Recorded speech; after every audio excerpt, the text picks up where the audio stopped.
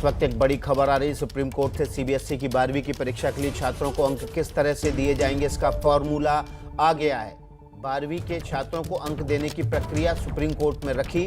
10वीं, 11वीं और 12वीं के अंकों के आधार पर रिजल्ट दिया जाएगा, यानी कि जो अंक दिए जाएंगे वो 10वीं, 11वीं, 12वीं की परीक्षा के आधार पर दिए जाएंगे। सरकार ने सीबीएसई की 12वीं के अंकों के लिए फॉर्मूला सुप्रीम कोर्ट के सामने रखा है। सीबीएसई की 12वीं की परीक्षा के लिए छात्रों को अंक किस तरह से दिए जाएंगे, उसका फॉर्मूला अब सामने आ गया है। सीबीएसई ने 12वीं के छात्रों को अंक देने की प्रक्रिया सुप्रीम कोर्ट में रखी है। 10वीं, 11वीं और 12वीं के अंकों के आधार पर अब 12वीं के रिजल्ट घोषित किए जाएंगे।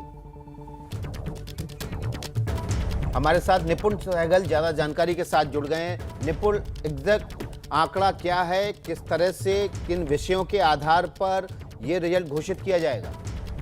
देखिए विकास, अभी भी ये फॉर्मूला रखा जा रहा है कोर्ट के सामने और कोर्ट ने अभी इस पर कोई प्रतिक्रिया नहीं दी है। लेकिन जो रखा जा रहा है, जो जानकारी दी जा रही है अटॉर्नी जनरल की तरफ से कोर्ट को, उसके आधार पर ये तय किया है सरकार ने कि 3 साल यानी कि 10वीं, 11वीं और 12वीं तीनों सालों का औसत निकालकर 12वीं के बच्चों को अंक दिए जाएंगे, ताकि ये सुनिश्चित किया जा सके कि किसी तरह 12वीं के अंक कैसे दिए जाएंगे? 12वीं का ही तो परिणाम घोषित होना है। देखिए 12वीं में जो इस साल जो यूनिट परीक्षा हुई हो या कोई प्रैक्टिकल एग्जाम हुए हो स्कूल में, तो उसके आधार पर जो स्कूल में जो भी बच्चे का परफॉर्मेंस रहा है उसका 40% अंक उसके आधार पर दिया जाएगा और 30% अंक दिया जाएगा 10वीं और 11वीं कक्षा में जो अंक मिले थे उसके आधार पर।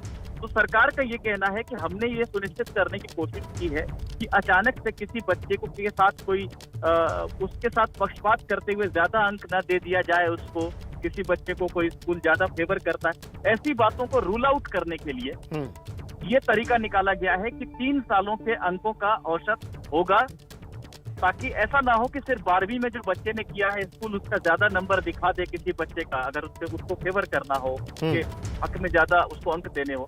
तो इसको रूल आउट करने के लिए 3 साल का औसत निकाला गया, जिसमें 12वीं में जो भी यूनिट परीक्षा या प्रैक्टिकल परीक्षा स्कूल में हुई है या जो प्रोजेक्ट असाइनमेंट वगैरह जो बच्चे ने किए उससे 40% अंक दिए जाएंगे और 30% अंक दिए जाएंगे 10वीं और 11वीं कक्षा के आधार पर। इसके अलावा ये बताया गया है कि एक रिजल्ट कमेटी होगी जो एक ओवरलुक करेगी कि कोई पक्षपात तो नहीं हो रहा है, और रिजल्ट कमेटी के बाद भी एक मॉडरेशन कमेटी होगी, वो भी निगरानी करेगी, यानी कि छात्रों को अंक देते वक्त पक्षपात न हो उसको सुनिश्चित करने की कोशिश की जाएगी।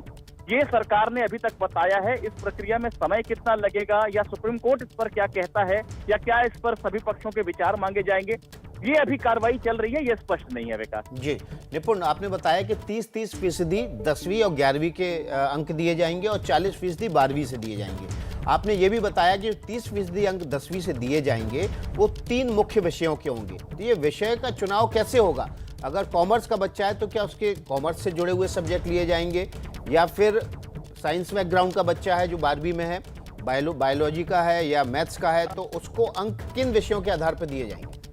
विकास, जो मैं समझ पाया हूँ अभी तक पूरी स्पष्टता से, क्योंकि वो दस्तावेज हमारे सामने नहीं आया है, उसको पढ़ा जा रहा है, लेकिन अर्थ जो समझ में आ रहा है, क्योंकि 10वीं की जो परीक्षा होती है वो तो कॉमन होती है, उसमें कोई साइंस, कॉमर्स या आर्ट्स जैसा कुछ नहीं होता है। तो जो 5 मुख्य विषय 10वीं की परीक्षा में बच्चे के रहे हैं, उनमें से 3 जिसमें बेहतरीन अंक आए हों, वो कोई भी विषय हो सकते हैं। जो टॉप 3 विषय हैं किसी बच्चे के, उन 5 विषयों में से उनका औसत लिया जाएगा और उसके आधार पर उसको नंबर दिया जाएगा। तो भले ही बच्चा बायोलॉजी का हो या मैथ्स का हो या कॉमर्स का हो, लेकिन उसके जो 10वीं कक्षा में जो 3 टॉप विषय थे जिसमें उसने सबसे ज्यादा अंक हासिल किए थे, उनका औसत देखा जाएगा। और 11वीं में जो 30% अंक 11वीं के रिजल्ट से लिए जाएंगे, उसमें भी कोई विषय की बाध्यता है या ओवरऑल जो फाइनल रिजल्ट रहा हो उससे 30% अंक लिए जाएंगे? उसके विषय को लेकर स्पष्टता नहीं है, लेकिन निश्चित रूप से 11वीं में बच्चा वही विषय पढ़ता है जिस पे उसको 12वीं की परीक्षा देनी होती है, तो निश्चित रूप से उसमें अभी वो देखना पड़ेगा कि 11वीं की परीक्षा को लेकर क्या कहा है, उसका अंक कैसे लिया जाएगा। लेकिन चूंकि विषय उसमें वही होते हैं जो 12वीं की परीक्षा में लिए जाने हैं, तो शायद उसे लेकर इतना ज्यादा भ्रम की स्थिति नहीं होगी। और जहां तक मैं समझ पा रहा हूं अभी तक, वो उसमें भी जो टॉप आपके विषय होंगे उसका ही औसत शायद लिया जाएगा। जी प्रवीण, निपुण, एक महत्वपूर्ण विषय ये था कि तमाम जो बच्चे थे वो ये भी चाहते थे कि जब 12वीं का रिजल्ट जो भी फार्मूला बने उसके आधार पर आए, उसके बाद भी उनके पास ये चुनाव का अधिकार हो कि वो दोबारा फिर से परीक्षा एक बार देना ही चाहते हैं। क्या इस तरह की बात कोर्ट के सामने रखी गई है मंत्रालय की तरफ से? विकास, अभी तक ये बात नहीं निकल कर आई है। जब तक मैं इस कार्रवाई को सुन पा रहा था और ये फोन पर दर्शकों को जानकारी देने से पहले जहां तक मैं सुन पाया, अभी ऐसी कोई जानकारी निकल कर नहीं आई है। लेकिन निश्चित रूप से पिछले साल भी यही स्थितियां थी कोरोना के चलते, और रिजल्ट इसी तरह से घोषित हुए थे, आपको ध्यान होगा। तब सरकार ने यह फॉर्मूला रखा था कि बच्चों को दोबारा परीक्षा देने का भी मौका मिलेगा।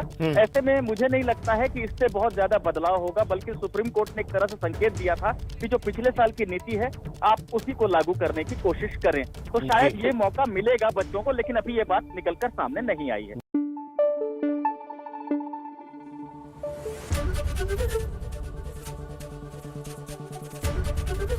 एबीपी न्यूज आपको रखे आगे।